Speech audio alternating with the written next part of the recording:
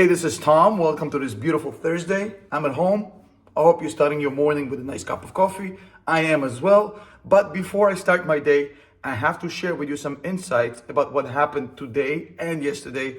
Absolute insanity, some crazy stuff. I can't say the other word anymore because I'm going to be demonetized, but you get my point.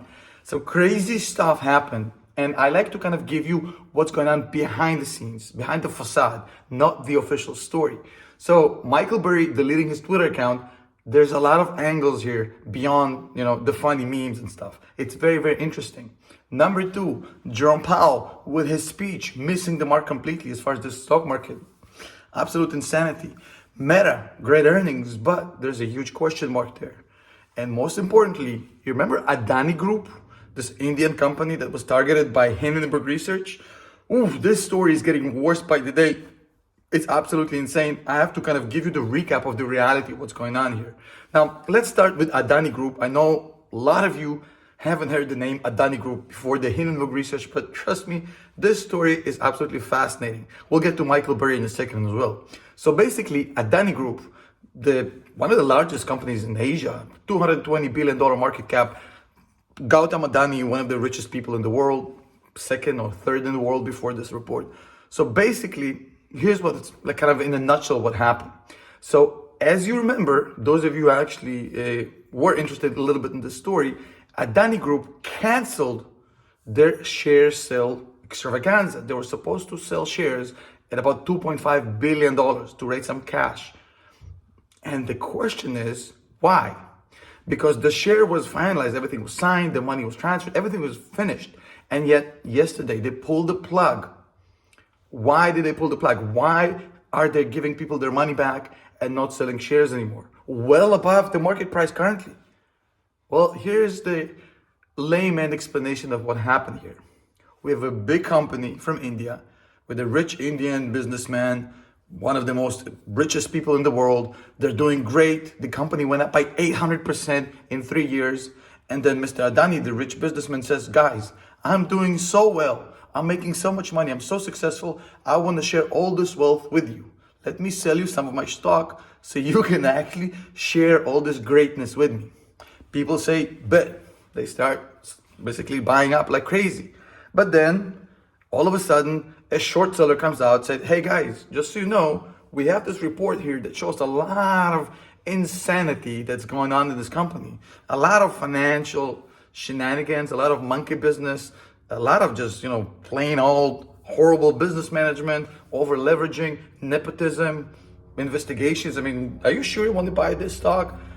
And then the Indian company comes out and says, well, you're just racist. And of course, the markets don't buy that and immediately start selling off the shares. Now, this share sell-off that happened in the market is rated $100 billion. So the market cap of the company has decreased by $100 billion over the past week since the report came out, almost by 50%, give or take. So now the government in India that is allegedly being greased by the Adani Group, allegedly, according to the report, blah, blah, blah, just my opinion. So the government now has to actually pretend as if they give a rat's ass and actually do something about it. So Adani Group is going to be on the stake, and there ain't nothing the politicians can do because they have to show as if they're actually investigating Adani Group. And now Adani Group is at risk of offering all these shares, $2.5 billion worth of shares to people at basically false representations and lies and potential fraud and potential lawsuits and potential criminal allegations and liabilities and et cetera, et cetera, et cetera.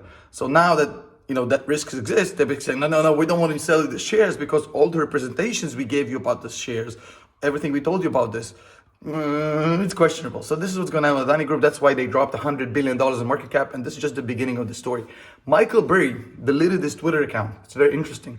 Not the first time he's pulled a stunt like that. Yes, he loves attention. He'll probably be back. It's not his first time. Basically what happened, he tweeted out, sell. 2 days ago, the market went crazy, shot up like crazy, and he rage quit out of a video game. Broke the remote control, rage quit, deleted his account. Yeah, sure. But what happened yesterday doesn't mean that Michael Burry was wrong. Michael Burry actually tweeted a few days before that in the dot-com bubble, the market was dropping like crazy, then it spiked up 20%, and then it dropped another 3%. So he's basically saying that this might be the case here, and we don't know yet. He might be right, but him rage quitting is actually pretty funny. I'll give him about a week until he comes back. Now, Jerome Powell was on TV yesterday saying all the right things, but the market is calling his bluff.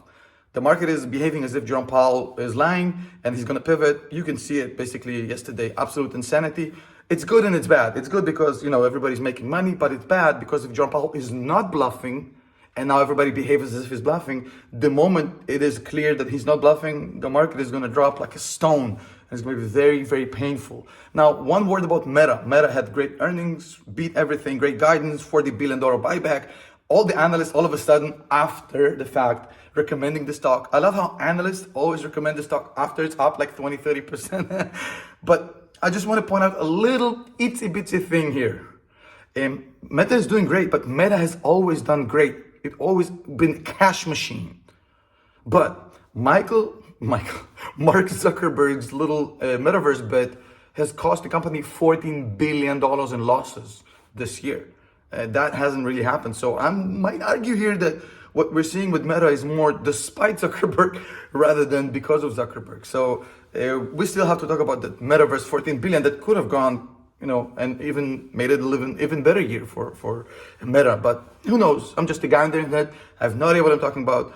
And it is what it is. If you enjoyed this video, hit the like button. I'd appreciate it. If you haven't yet subscribed to the channel, I'd appreciate it as well. See you in the next video.